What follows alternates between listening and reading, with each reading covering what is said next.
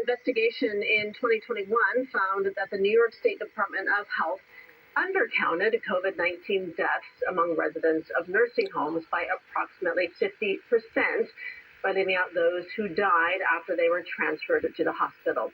A year later, an audit found that Cuomo's health department failed to report roughly 4,100 deaths during the time. Well, meanwhile, the newly appointed National Institutes of Health director publicly suggested that the COVID-19 virus might have been created in a lab partly funded by the U.S. agency. His statement prompted a walkout by dozens of NIH staff during his speech. It's possible that the pandemic was caused by research conducted by human beings. And it's also possible that the NIH partly sponsored that research. And if that's true, it's nice to have free speech. Welcome, you guys. It's really quite remarkable. I mean, remember the impact that COVID had on all of our lives, a huge event. Maybe the event of our lives.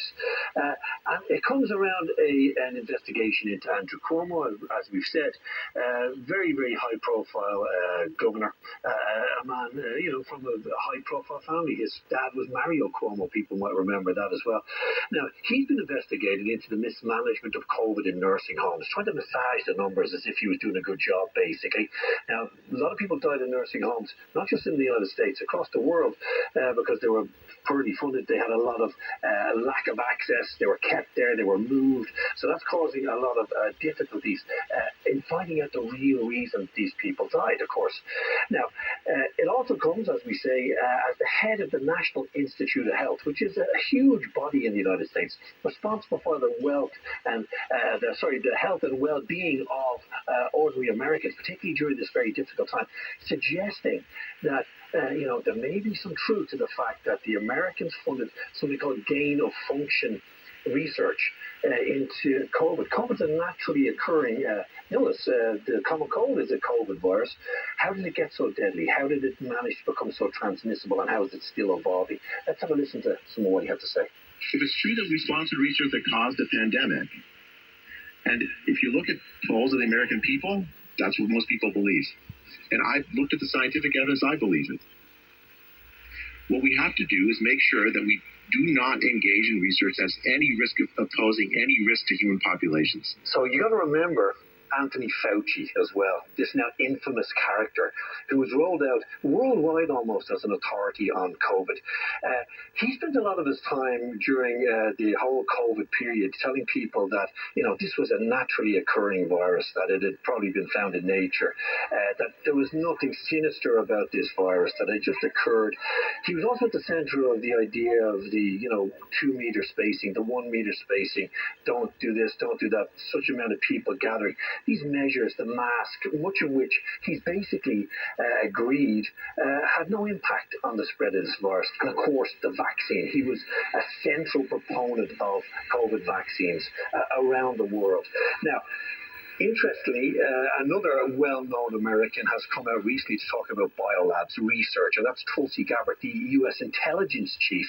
And she's had some very, very interesting things to say about things that Mr. Fauci has denied, and denied openly to the Congress. What his senior staffers have even suggested that they spent a lot of time trying to hide stuff from freedom of information. Let's have a listen to what Tulsi Gabbard had to say.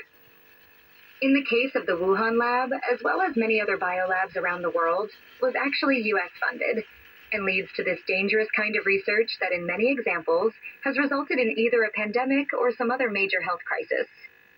Now, again, this is very interesting because the new Republican government has come in and they've promised we're going to get to the bottom of what actually occurred in COVID. And Tulsi Gabbard coming out and with some very inconvenient truths about what's happened. Most Americans, interestingly, believe that COVID was man-made, or at least that there was an element of man-made input into this virus becoming so deadly. 80% of Republicans and 47% of Democrats at least believing there was some impact on it. So So this is a very important and interesting space for us to watch. How far to the bottom of this very murky pond will the new Trump administration go into finding just how this thing that impacted all of us so much. A lot of people died, but the cure in some ways, the lockdowns and the radical sort of politicalization of COVID damaged a lot more people than it killed potentially. So it's a very interesting one for us to watch. Well, that's